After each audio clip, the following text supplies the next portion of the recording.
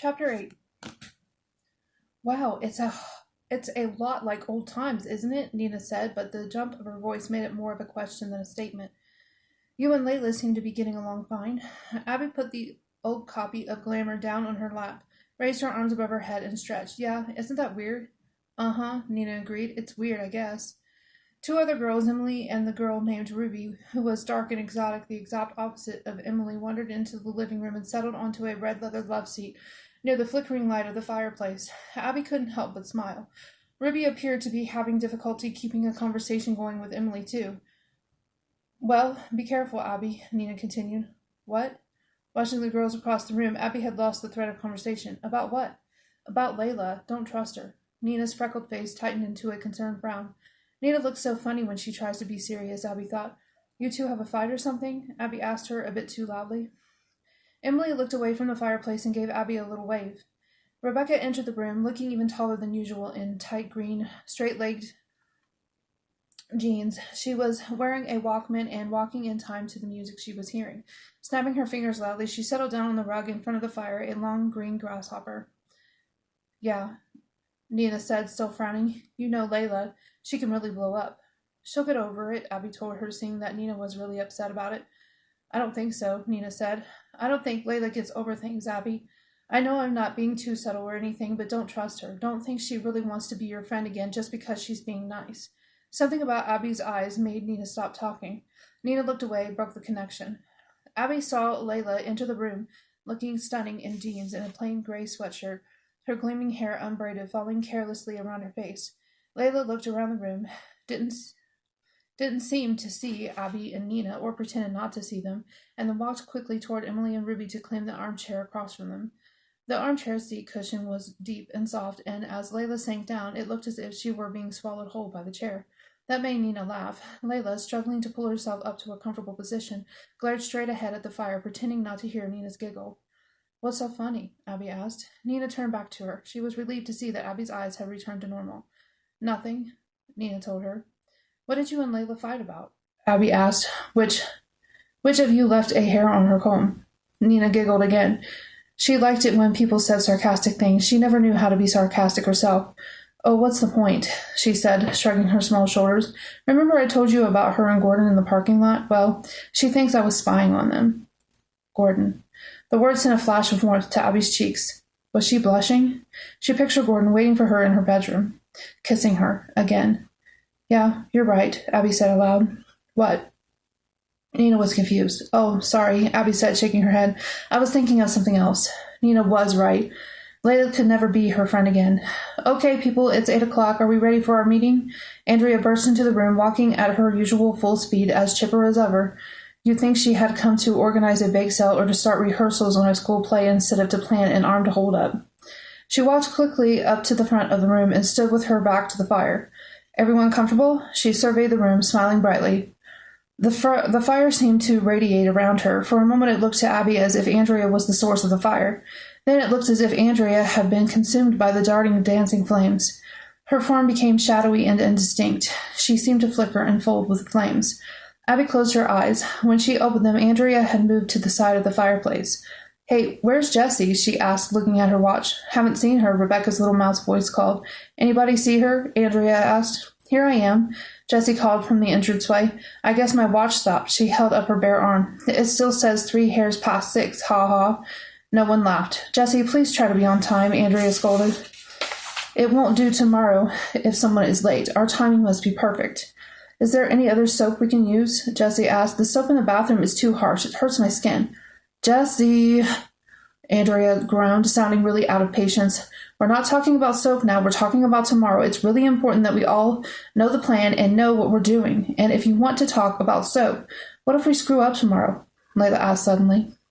The question from a new voice seemed to confuse Andrea, but only for a moment. She turned to Layla, who had draped one leg up over the arm of the big armchair, and took a few steps toward her. We don't screw up, Andrea said flatly.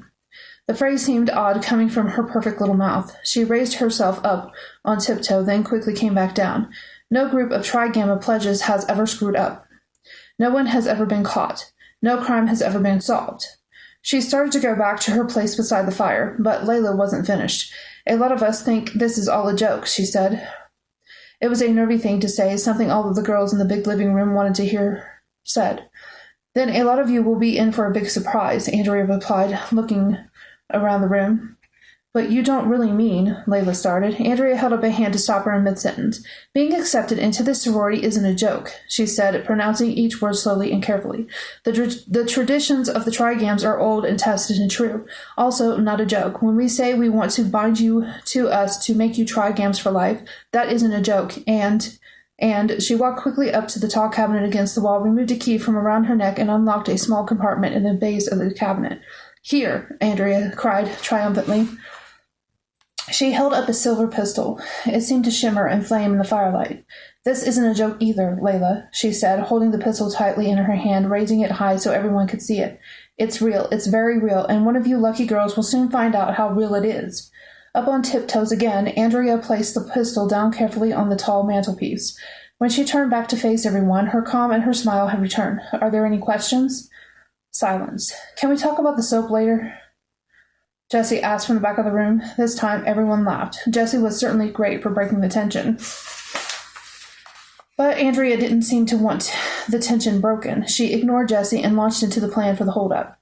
At first, Abby found it amusing that this prim-looking Miss Perfect sorority girl type would be talking so glibly about putting fake license plates on the bus, catching the store owner off guard, subduing and tying her up, assigning lookouts for the 2 doors, and using separate escape routes if anyone should intrude. But Andrea seemed so involved, so carried away by it all, so high from it, Abby's amusement soon turned to disgust. Despite Andrea's heated assurances, Abby still believed the whole thing was a joke, but the way Andrea was handling it, in Abby's opinion, had turned it into a very nasty joke, a completely unpleasant and upsetting experience. And what was the point of that? Okay, everyone draws a straw, Andrea said, holding up the dark-colored straws, the way she held the pistol. Short straw carries the pistol. She stepped up to Ruby and pushed her closed fist of straws toward her. No, Ruby said, shaking her head, long, dangling earrings shaking with her. Take a straw, Andrea insisted. No, Ruby said quietly. I won't. I'm not. I'm not going to do it. You're not going to join us tomorrow? Andrea sounded more hurt than surprised. No, Ruby said, more determined with each refusal. She stared back at Andrea. No, I'm not coming. I think it's stupid, the whole thing. Andrea took a step back without lowering the fistful of straws. But Ruby, come on. You can't be accepted. You can't be a Trigam unless you join us. I know, Ruby said, quickly getting up. I'm sorry, I just don't want to. I can't. Sorry, I'll call my friend to come pick me up tonight. No, Andrea said, looking toward the fire. You can't do that. Why not? Ruby cried, suddenly sounding a little afraid. There's no phone, Andrea said, offering her the straws one more time. No, Ruby said, standing awkwardly just a few inches from Andrea. Sorry. I'm sorry, too, Andrea said, giving Ruby an odd half-smile. You'll have to wait here at the house till it's time to leave. You don't want to come to town with us, and there are no houses near enough to walk to. Well, okay, Ruby said uncertainly. I'll wait here. What about the cops? Jessie asked loudly. Do you have a plan for dealing with them, Andrea? Andrea held the straws in front of Rebecca, who quickly reached up from her place on the rug and pulled out a long one. Rebecca laughed giddily and tossed the straw into the fire. The police pretty much closed down at the end of summer, too, Andrea said, moving on to Emily. There may be a few on duty, but they'll probably be out on a highway detail. They're pretty old and fat. They're no sweat. Without thinking, Abby laughed out loud. It just struck her funny that Andrea, in her crew-neck Esprit sweater and pleated skirt, would be trying to talk to so tough. Nina gave Abby an odd look, but no one else seemed to notice. Everyone was concentrating on Andrea's fist and the remaining straws. Layla pulled a long one. Jessie, holding one hand over her eyes as a blindfold, and starting to pull first one, changing her mind, trying another, then a third, pulled a long one. Your turn, Nina, Andrea said, grinning. Abby felt her heart begin to pound. She was next. She was last. If Nina pulled a long straw, that meant Nina pulled the short straw. She screamed at the top of her lungs, the little stub of a straw flying out of her hand. No! No! Andrea laughed. She sure is enjoying this, Abby thought, breathing a sigh of relief. Poor Nina. Well, well, Nina, I guess you don't think this is all a joke, do you? Andrea exclaimed happily. She walked over to the mantel, went up on tiptoe to retrieve the pistol, and delivered it to Nina. Nina couldn't decide whether to hold it by the handle or the barrel. It's real, she said weakly, staring at it as if it were some kind of creature that had dropped down from outer space. Careful, it's loaded, Andrea said, a pleased grin crossing her face. Nina didn't say anything. She looked at Abby, who looked at Andrea. If all goes well tomorrow morning, Andrea said ominously, you won't have to use it, Nina. She paused for dramatic effect. I hope you won't have to use it. Mrs. Driftwood seems like such a nice old lady. Ruby's the only one with any guts here, Layla said disgustedly. She sat down gracefully on top of the heavy maroon bedspread and stretched. Andrea would say that Ruby is the only coward, Abby said, flopping down in the wooden chair by the desk. The meeting had ended a few minutes before the pledges were instructed to get right to bed, but who could sleep? Layla and Abby found themselves talking at the same time, agreeing that it was all a big joke, but they didn't agree on much else. It's not worth it, Layla declared, lying on her back, staring up at the gold and chrome light fixture that dangled from the ceiling on a long brass chain. Why put yourself through all this craziness? It's worth it, Abby said more vehemently than she had intended. Sure, it's a drag, but it's worth it. To be a try-game, to be the best. Layla started to say something, but looking at Abby's expression, thought better of it. It means a lot to you to get in, huh? Before Abby could answer, they both heard a loud rapping on the window pane. At first they thought it must be a tree limb battering against the glass, but a second rapping with a definite rhythm revealed that someone was at the window. As the girls stared, frightened, trying to decide whether or not to run from the room, the window opened quickly, and 2 black boots, followed by 2 blue-jeaned legs, slid down into the room. "Gordon?" Abby cried, grinning triumphantly, a denim motorcycle cap pulled at a slashing angle down across his forehead. Gordon hopped into the room. "You're here?" "You're here!" Abby cried happily, raising her arms and rushing toward him. But Gordon, grinning even broader through his 2-day stubble, stepped quickly past Abby and pulled Layla up from the bed in a big embrace. Feeling her face grow red and hot, Abby turned around. Layla was staring at her over Gordon's shoulder, giving her the oddest look, surprise and suspicion mixed with utter contempt. "Gordon, stop! What are you doing here?" Layla cried. I followed you. I had to," Gordon declared. "I just want to sink between the floorboards and disappear," Abby thought, trembling all over from embarrassment, from disappointment, from shame. "I just want to die." Chapter 9. Dina sat hunched over the table in the breakfast room, her eyes half closed, her hair unbrushed. She looked down at her bowl of cereal, rapidly getting soggy, and made a face. "Who can think about breakfast this morning?" she said, her voice even raspier than usual. Abby, nearly as pale as the white linen tablecloth, pointed down the table at Jessie, who had finished her second bowl of cornflakes and was rapidly downing a blueberry muffin. "Jessie doesn't seem too nervous," she said, clearing her throat, trying to wake up. "I really think we deserve a hot breakfast," Jessie said loudly to no one in particular. Andrea, looking perky and ready to face the world, walked into the room just in time to hear Jessie's complaint. "You'll be more alert if you don't have a big breakfast, Jessie," she said, sounding like a tolerant mother. "You do want to be alert, don't you?" "I'm ready," Jessie declared through a mouthful of blueberry muffin. "Can I at least make a pot of tea? Doesn't anyone want tea?" No one responded. "We don't have time," Andrea said, looking at her watch. "As soon as the driver gets the Pennsylvania plates on the bus, we're leaving for town." This information caused a flurry of nervous conversations around the long table. Most of the girls Abby overheard still believed the whole thing to be a big joke, but Nina had made up her mind otherwise. "It's real, isn't it?" she whispered across the table to Abby. "We're really doing it, and I'm carrying the gun." It occurred to Abby that for once Nina didn't look like a 10-year-old. "I don't know," she told her. "I really can't decide." Abby looked down at the yellow breakfast plate. She had torn her blueberry muffin to small shreds without realizing it. Why did her head feel as if it weighed 500 pounds? Probably because she hadn't slept that night. She was too embarrassed, too humiliated, too furious. Was she furious at herself, at Gordon, at Layla? What did it matter? She had curled up in the big old bed, alone, wrestling with her thoughts, replaying the moment Gordon had climbed into the room again and again, until she wanted to scream, to tear her hair, to jump out the window into his boot tracks in the mud below. Layla had sneaked off with Gordon somewhere down the hall. Abby heard her tiptoe back into the room a few hours later and climb into bed with her clothes on. What did Layla think of her now? Behind the fake smiles, the phony warmth, the half-hearted attempts to be friendly, what did Layla really think? And what did that look, that horrifying look of suspicion, of hatred, mean? Did Layla hate Abby? Was she afraid of her? Did she pity her? No. She can't pity me, Abby thought. I won't let her pity me. But rushing up to greet Gordon like that, with her arms open and ready, was pitiful. Hey, Abby, what's wrong? Nina's scratchy voice interrupted her thoughts. You're blushing. What? Am I? Abby could feel her face getting even hotter. Come on, what were you daydreaming about? Nina demanded, or should I say who? No, Abby stammered. I just can't seem to wake up. She glanced down the table at Layla, who was forcing down a slice of dry toast. Layla was still wearing the jeans and sweatshirt she had slept in, but her face was radiant and awake, and her hair was brushed into a stylish flow of perfect waves. Perfect. She's perfect, Abby thought. She thinks she's perfect. She thinks. Stop it, Abby. Get control. Get control right now, girl. Don't let Layla get to you. Don't slip. Don't fall. Just get control. Layla smiled across the table at Abby, a conspiratorial smile. For a second, Abby thought she was daydreaming again. Did Layla plan to pretend that nothing had happened? Had anything happened? Was it possible that Layla hadn't noticed? Didn't realize that Abby believed Gordon had come to see her instead of Layla? Had Abby made up that horrifying look Layla had given her? Had Abby made it all up?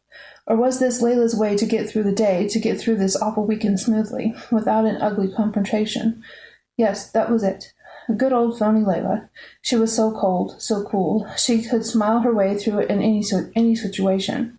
That was it, all right. That had to be it. Okay, people, time for action. Andrea's words stopped all of the conversations in the big room. 5 minutes to go to the bathrooms. There are 2 downstairs you can use. 2. We don't want any embarrassing bladder accidents when things get tense, do we? Ha ha. No one laughed. Everyone looks tense already, Jessie said, scraping her chair loudly against the floor as she pushed away from the table. Jessie, wait, Andrea cried, alarmed. I don't believe you, Jessie. You've got to get changed. Jessie plopped back into her chair. What? Layla was the first to see the problem. Then everyone else caught on. Jessie was wearing a Rockland State sweatshirt. Nervous laughter echoed off the high ceiling. Jessie, finally realizing what everyone was staring at, laughed too, and bounded out of the room to get changed. A few minutes later, they stepped out into the wet mist of an autumn shore morning, raindrop-sized dew still clinging to the tall weeds that seemed to bend away from the ocean, and boarded the yellow school bus. They rode in silence, each girl lost in her own thoughts. The fog seemed to follow them into the bus. Abby felt chilled and alone. She stared out the water-streaked window at the gray, empty dunes. She could hear the crashing of the ocean waves, but the fog hid the water from view. Suddenly, she was aware of a conversation behind her, the only voices on the bus. She turned in her seat and saw that it was Andrea, demonstrating to Nina how to use the pistol. Nina looked 10 again, like a little girl who was afraid to try playing with a new mechanical toy. It's easy, Andrea kept repeating. You just pull this back, and then fire. Fire? Nina squeaked. Andrea laughed. Just like on TV. But let me tell you a little secret, Nina. I suppose I should have told you before. The bullets in the gun, yes? They're not real. They're blanks. They'll make a loud noise, that's all. So it is just like on TV? Nina said, sounding very relieved. Abby turned back to the window. Of course the bullets were blank. You don't use real bullets when you're playing a joke.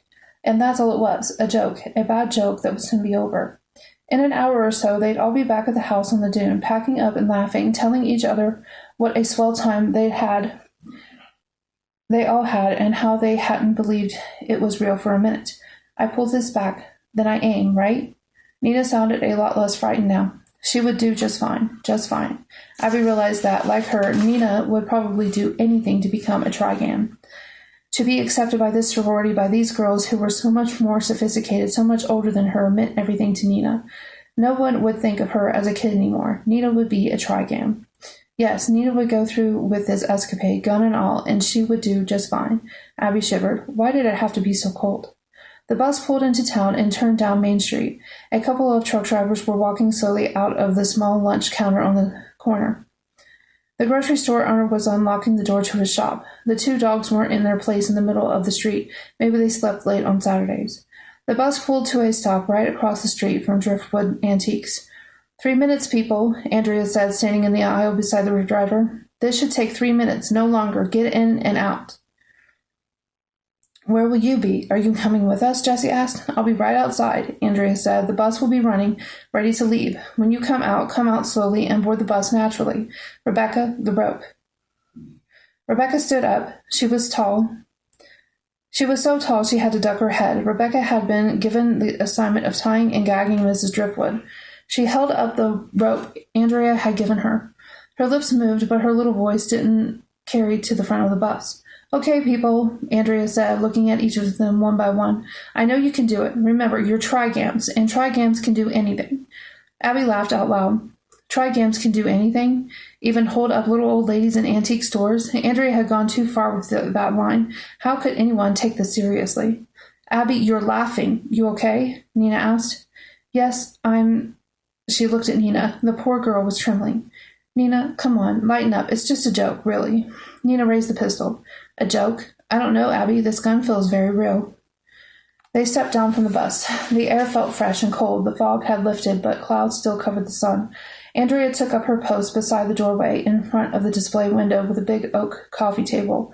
Emily, her eyes darting from side to side, held open the door, and the girls walked quietly, determinedly into the shop.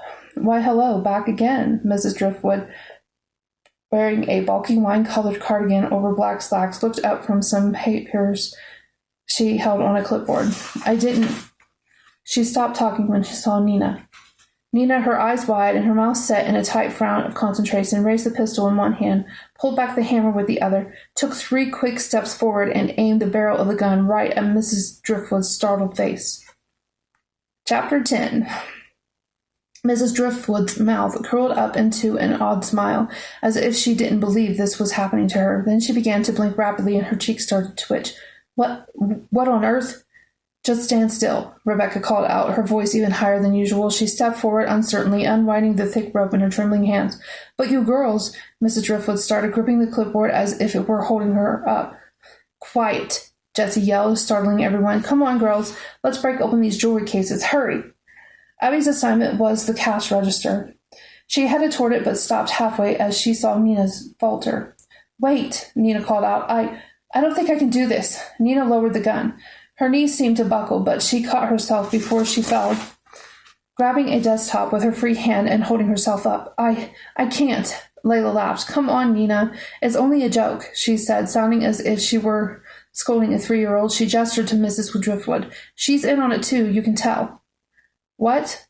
The color returned to Mrs. Driftwood's face, but the blinking and twitching didn't stop. Only a joke? What kind of a joke is this?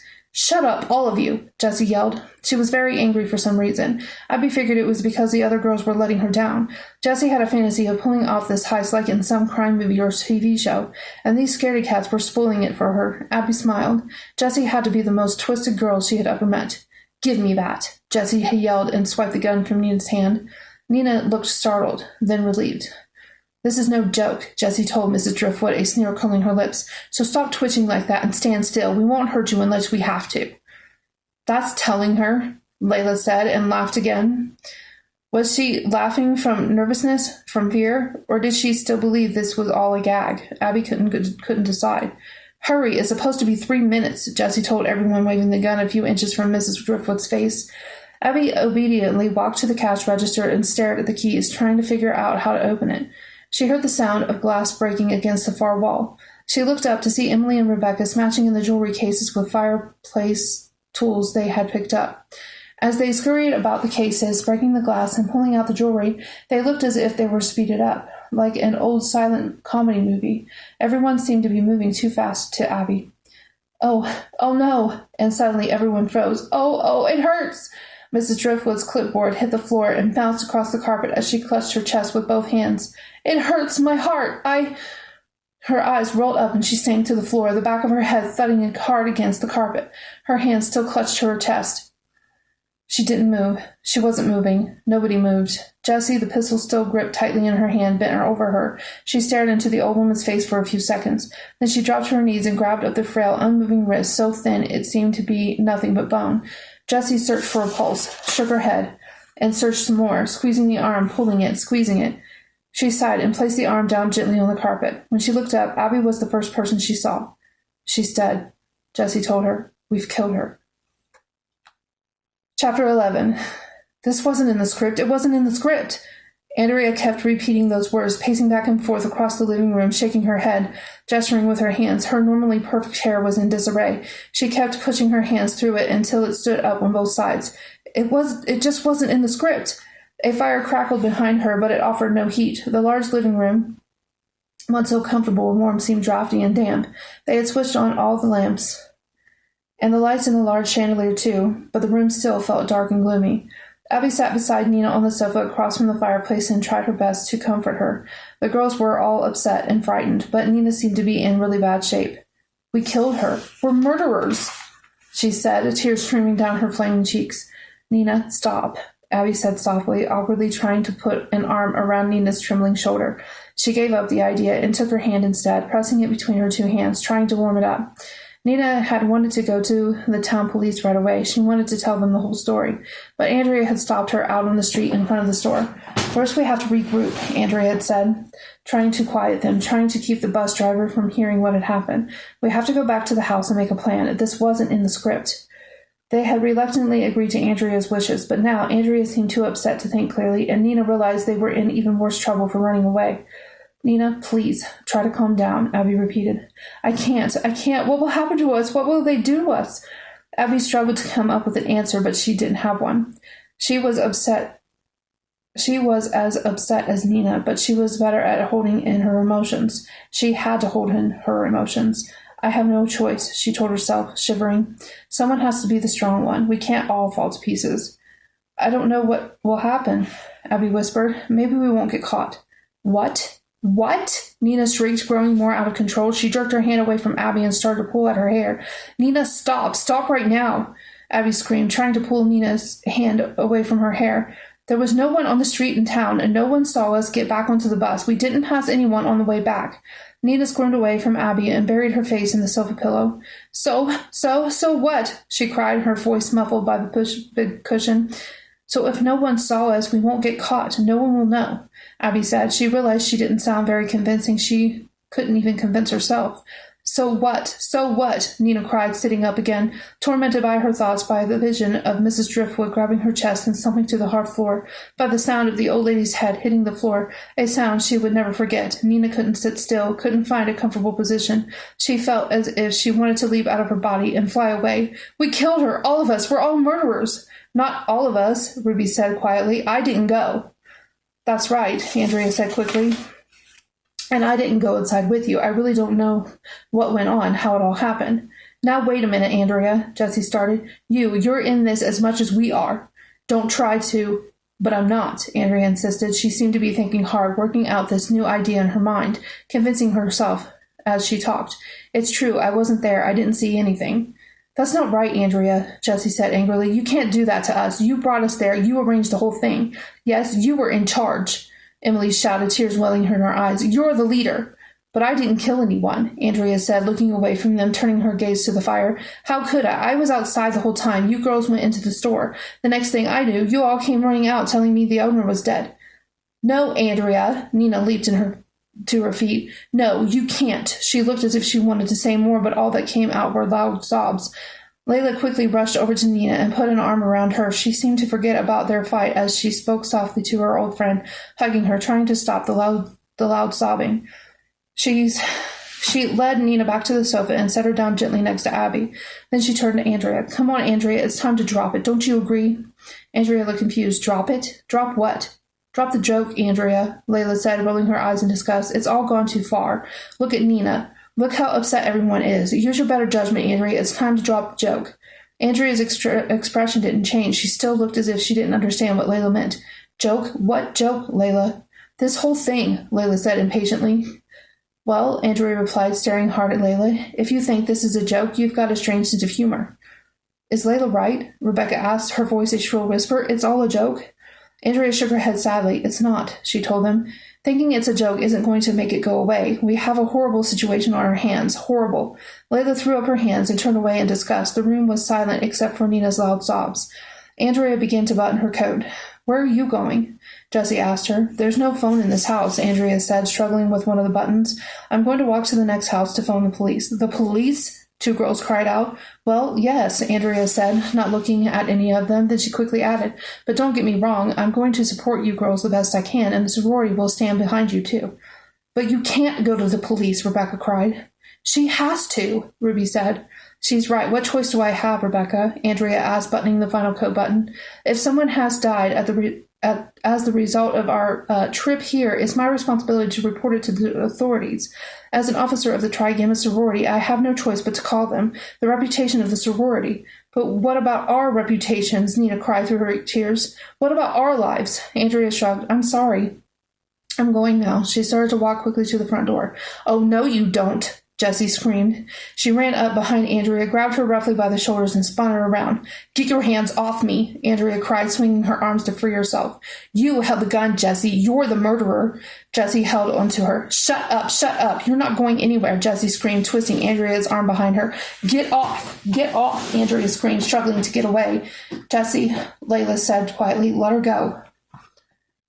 For some reason, Jessie obeyed. She let go of Andrea's arms. Andrea fell to the carpet. We can't keep her here as a prisoner, Layla said. She has to call the police. She has to, Ruby insisted. You be quiet, or Jessie spun around to threaten Ruby. Stop it, Jessie, Layla said. We can't let Andrea talk to the police. She's only going to tell them how she's totally innocent, how we killed the old lady, and she had nothing to do with it, Jessie said, rolling up the sleeves of her sweatshirt as if preparing for a fight. But we didn't kill her. It was an accident, Emily cried. An accident with Jessie holding a gun to her head, Andrea shouted from the carpet. Shut up, Jessie yelled and kicked at Andrea. If Andrea goes to phone the police, someone should go with her, Emily suggested. No, Rebecca cried. Why do we have to call the police? No one saw us in town. Let's just go home. I can't allow that, Andrea said, climbing to her feet. She began to brush the dust off her coat. Don't tell us what you can and cannot allow, Jessie cried.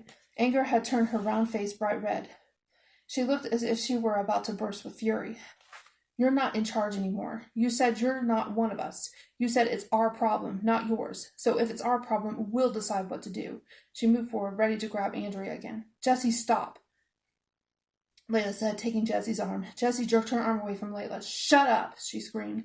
You shut up, Ruby yelled. Everyone, please, Layla said, holding both hands up as if she were trying to fend them all off. We can't decide anything if we're just going to scream and threaten each other. We've got to think about this more calmly. There's nothing to think about, Andrea said flatly. There's a lot to think about, Layla said. Take off your coat, Andrea. Sit down. We're going to discuss this calmly like adults. Andrea shrugged and sat down without unbuttoning her coat. Take off your coat, Jessie shouted. Andrea ignored her. Nina sobbed loudly. We've got to think clearly about this, Layla continued. We can't get carried away. If you will all calm down and take a deep breath, you'll realize that it's all a joke, a ridiculous, stupid joke.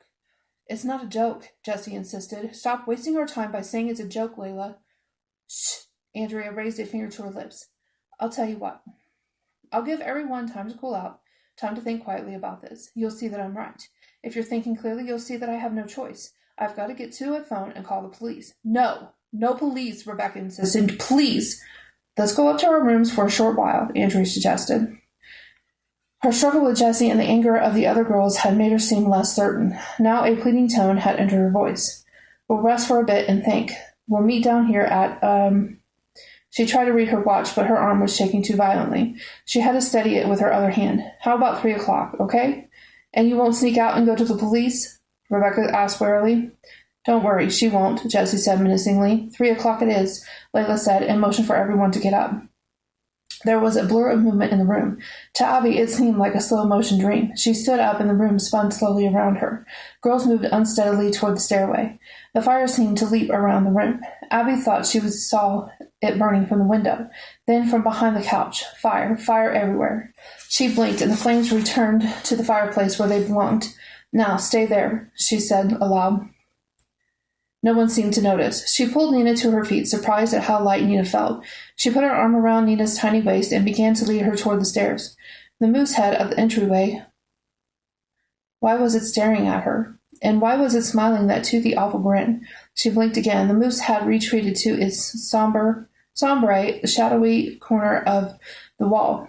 Up the stairs now, one at a time, if only they weren't such a blur. Nina, please stop crying. Did Nina hear her? Abby wasn't sure. And the next thing she knew, she was sitting on the bed in a room, somebody's room, her room, with Nina lying face down, her head buried in the pillow, and Layla, looking concerned, sitting across from her on the bed.